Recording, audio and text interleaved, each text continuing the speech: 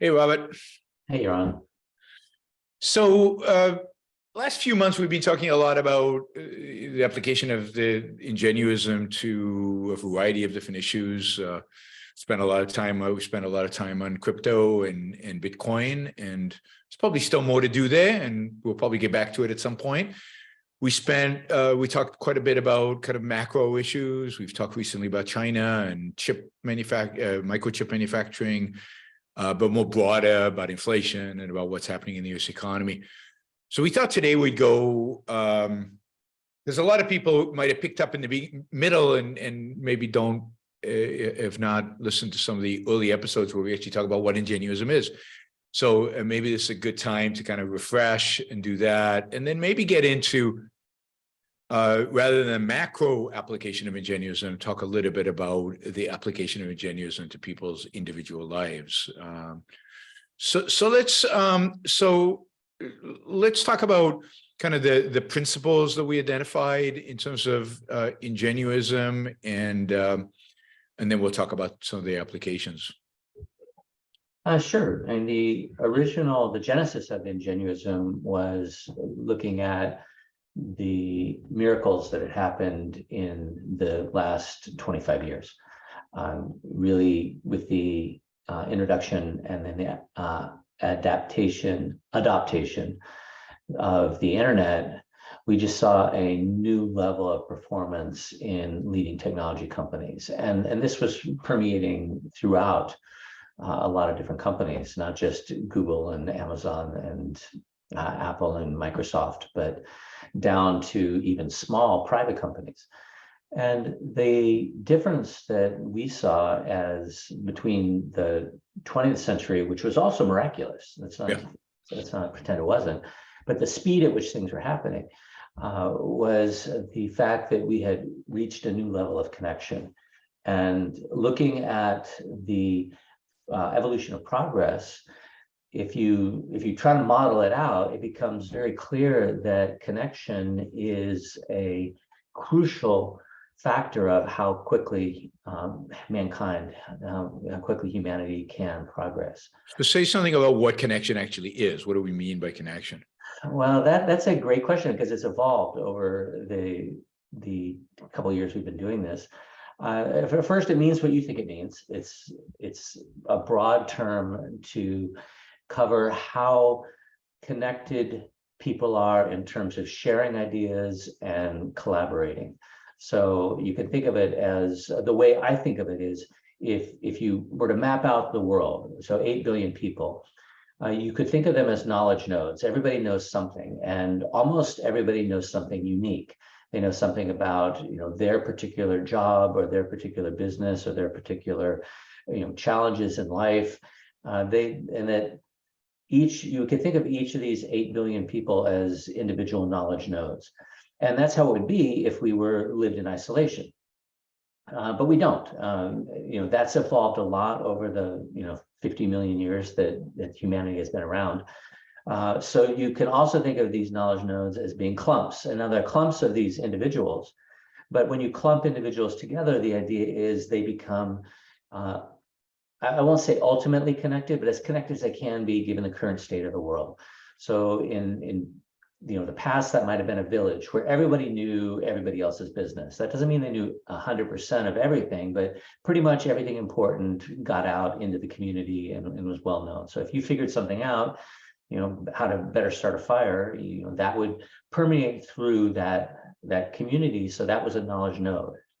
Now, those nodes, those villages, may or may not be connected to each other. So in one valley, you might have complete isolation from another, and you've got a better way to start fire, and it just doesn't exist over the mountain.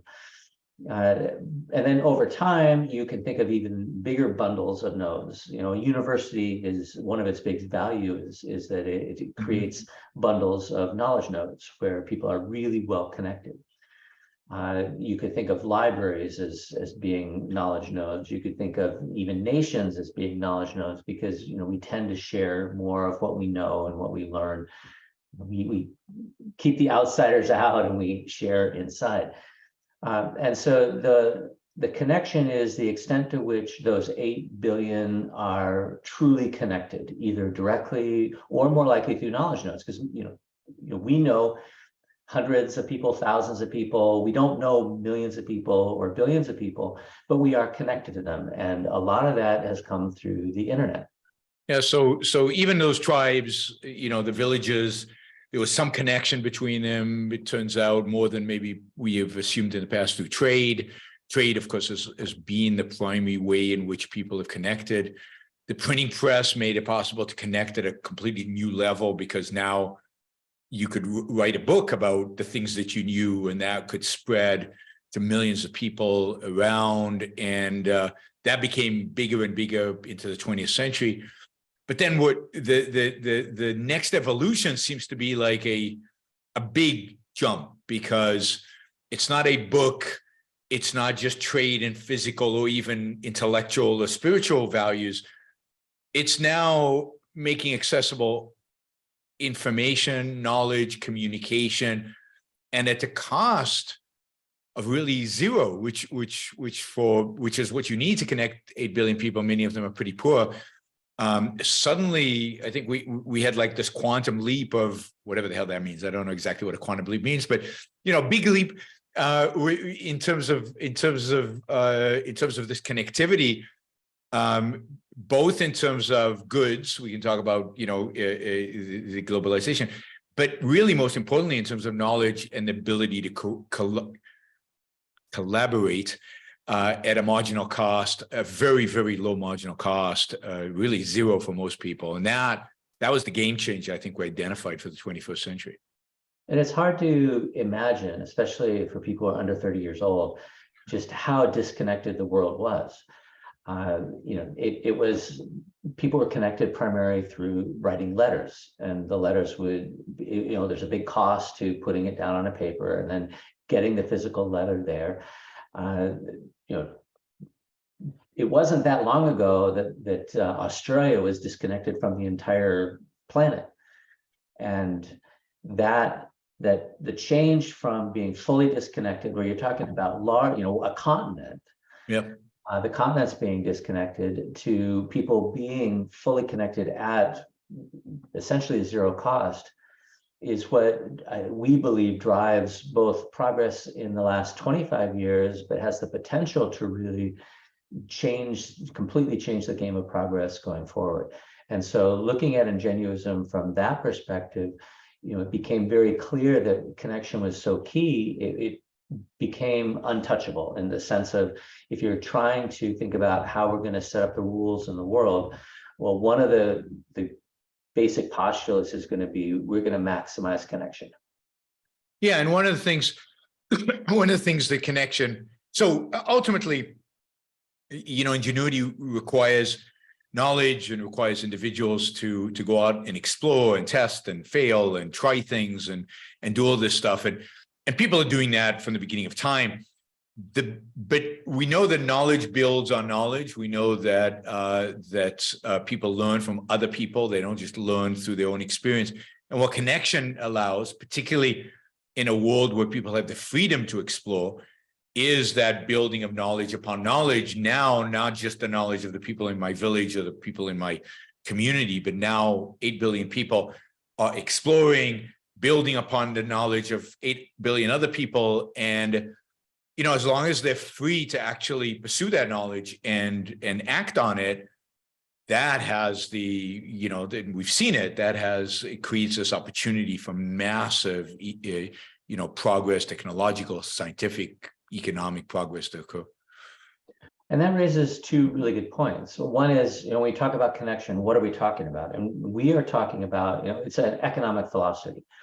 We're talking about connecting knowledge and connecting skills. But then you have to say, what are knowledge and skills? So, and we've been focused on knowledge, and just recently, when we talked about chip wars, I think that was really sparked that we've probably neglected the connection of skills. Mm-hmm. But with knowledge, there's two distinct forms, and people tend to conflate them. But there's knowledge that already exists that you can go out and get. And that's where we start people in terms of how we introduce them to knowledge. They go to school and they learn. They learn what's already known, and they're taught, and there's a right answer, and it's known. And then there's the second kind of knowledge, which is at the frontier, knowledge that doesn't exist yet. It's a weird idea, right? Because the knowledge, the facts, the ideas, the principles are out there, but they haven't been recognized, they haven't been worked through. And that is the creation of new knowledge. And progress is the creation of new knowledge. If all you're doing is you're spreading knowledge that already exists to people who don't have it yet, you're creating progress, but there's a ceiling. Once everybody knows everything, then you just keep doing the same things. Any sort of progress requires new knowledge. And so the real type of knowledge that we're talking about is new knowledge, and how you get new knowledge, and they're entangled, right? How you get new knowledge, you build on what's already known. If you have to start from ground zero, that's usually very, very ineffective. And so taking what's already known and being connected to it so that you can get the pieces that apply to whatever it is that you're looking at, and then adding to that body of knowledge is really what Ingenuism is about. And of course, that means that you have to be free, politically free, intellectually free, to create or to discover new knowledge. World of Galileo, where you're told, the Earth is a particular way and that you don't question. Knowledge still gets discovered, maybe in the black market, kind of in the underground, but you lose the connection. The beauty of and this is a point we kind of make under the title of the environment of Ingenuism. You want a culture that encourages the discovery of new knowledge and allows people to do that. And of course, that also means a world in which we recognize that people are going to sometimes make mistakes and fail.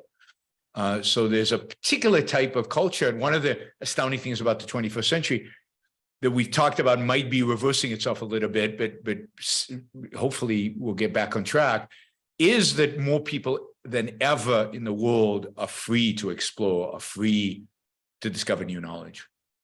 And that's the second point, is that when you talk about knowledge being created, what is it that creates knowledge? It's not mechanical, like you plant a seed and the programming's in it and it grows into a tree.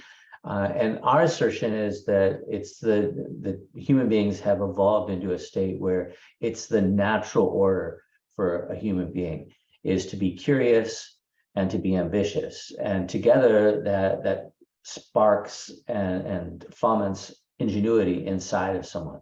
And you can squeeze that out. One obvious way is you could kill someone, but you could also isolate them. You could also punish them for failing or for thinking the wrong things or not following the current dogma. There are lots of ways where you can suppress it, but our position would be that left to their own devices, people are going to be ingenious. They're going to figure out ways to better their own position and the people around them's position, and that it's a naturally occurring process. It doesn't have to be designed. And we know lots of ways that don't work because we have empirical evidence, and we know ways that seem to work. And a piece of Ingenuism would be to say we don't really know the environment that is the most conducive to people having the ability to apply their ingenuity. And it's not a political philosophy. So we could argue, and it would be a legitimate argument, on whether a completely free market, which maximizes freedom, or a free market plus social insurance that maximizes some combination of freedom and with mitigated downside to risk taking, whether those would actually allow people a better opportunity to apply their own ingenuity. But we would just be like arguing at it or gazing at our belly buttons. The only way to figure it out, and this is what you alluded to, it would be to try these things. And so Ingenuism is at its core about exploration and discovery of what works. And there's no way you can do that without giving people a sufficient leash that they can go out and make their own decisions. And that's not just try things, but decide what they're going to try and then what they're going to try next. And this is very important. There was an article in the Wall Street Journal just a couple of days ago, it was this week, that was talking about why China is failing at chips and why China is not going to be innovative. And it was very laid out, this is why. And I would assert we don't know. We know that China has been very innovative. And we also know that there hasn't been a fundamentally new technology to come out of China. Mm-hmm. And so there's only one way to find out, and that's to give people enough leash. And our fear is that the Chinese government is moving behind the threshold of how much you need to give people the ability to go out and make their own decisions. But we really don't know. We don't have hard answers to these hard questions. Well, we know from history that the more freedom, the more freedom you give people, we certainly know at the extremes that when you limit all freedom, you get nothing. And when you maximize freedom, like in the West in late 19th century, which was a hugely innovative period, or tech industry in the 20th and 21st century that had a lot of freedom, you get a lot of innovation. Exactly what the thresholds are for China, nobody knows. The Chinese central planners are trying to find them. Our point is, they're not the people who should be trying to find them. The beauty of liberty, the beauty of freedom is, let the market, let it go out there. People can experiment with all kinds of things. Some you'll like, some you won't.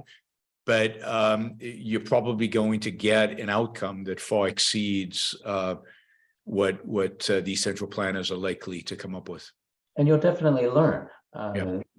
Trying things at a small scale. I mean, that's once you get into, okay, the knowledge frontier requires learning, requires creating new knowledge, requires trying things, then you get into failure. And this is one of the key parts of ingenuity is, the core tenets are trust, and I call it humility, but you could call it intellectual honesty.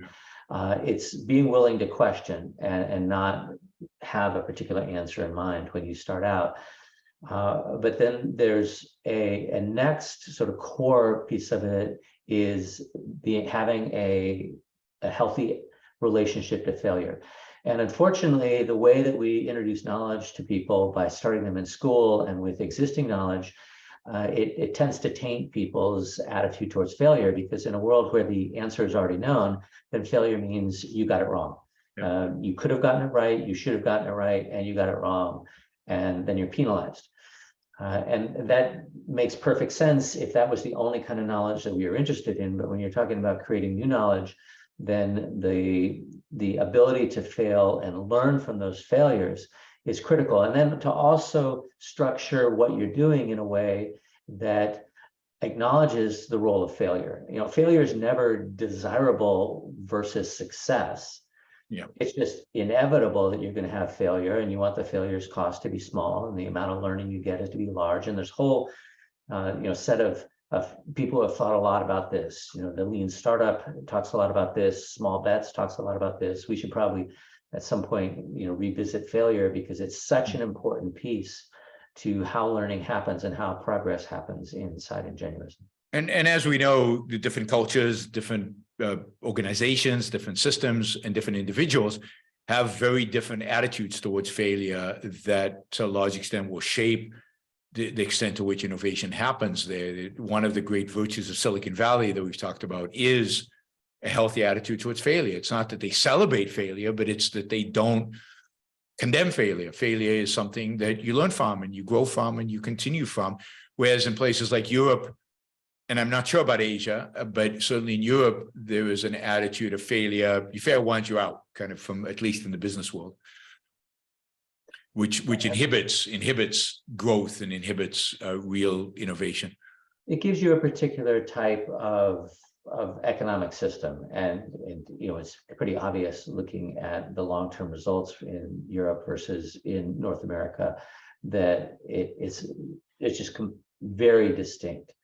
And it's even bigger than it appears to be, because one of the great things about a a connected world is not only can you learn from each other about what works, but you can also learn the new knowledge. So new knowledge being created spreads, and it's not clear. I know we would assert that if Europe got a better relationship to failure, the world would be a better place for everyone, but particularly Europeans.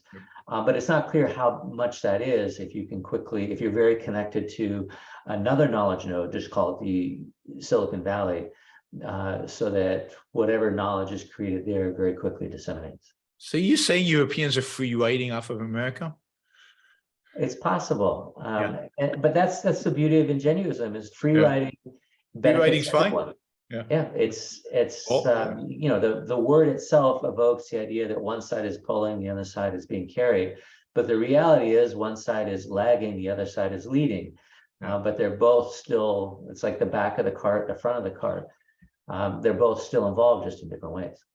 So one of the things we want to explore in the next few episodes is potentially the application of these kind of ideas. We've talked quite a bit about the macro, and we've talked some about it at the business level, but how this applies to an individual and his life. So why don't you say a little bit about your thoughts about that, and we'll definitely be picking this up in the next few episodes. Well, if you think about it, you know, we talk about progress as if it's the progress of a company or the progress of society or the globe, and those are all really important. But everything is made up of individual people, and the same idea of progress applies to someone's life.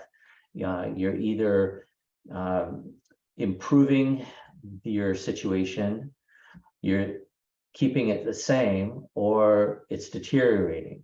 And that's exactly what comes out of Ingenuism. Now, in Ingenuism, it's all knowledge-based. So if you're losing knowledge, and this happened for a lot of human history, then you can actually have regression, and that happened, major regression in human history.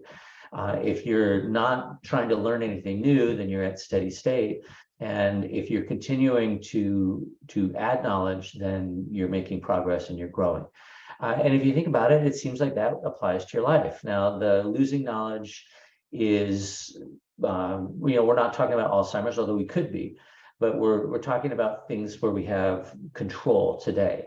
And that would be like our skills becoming obsolete, not continuing to stay up with what's relevant in our careers or even in our relationships. Whereas, you know, the staying at exactly that level doesn't really exist, because if you're not doing anything, it's almost like you're either going forwards or backwards. There's no staying still. You're going up a hill, and you're either going up or you're rolling down, and it's easier to roll down, but it's really, really painful. So the idea that we can apply the principles to our lives is really exciting to me, and it's partly because of, you know, personal experience, where there have been parts of my life where I have not tried new things, and life stagnates, and that doesn't mean it's bad, and it's less rewarding, it's less rich, it's less fulfilling and satisfying, and usually there's a lot less success when you aren't trying things in a strategic and smart way. And then there have been times in life where I've done that, and you've been a catalyst for some of that. And if we were to apply, you know, in a principled, systematic way, the idea of Ingenuism, and what that looks like is something we would have to discover. And that's something that I think we're both interested in really exploring, both personally, but also in the sense that this is something that can make a difference in a lot of people's lives. Great. I think that's a good point to end, and to be continued in the next episode. I mean, I'm curious how we're going to get into connection and exploration and the kind of environment we create in our own lives, because we do create our own kind of mini environments that all facilitate Ingenuism in our own lives. So we'll continue with that next week. Thanks, Robert. Thanks, Yaron. Bye.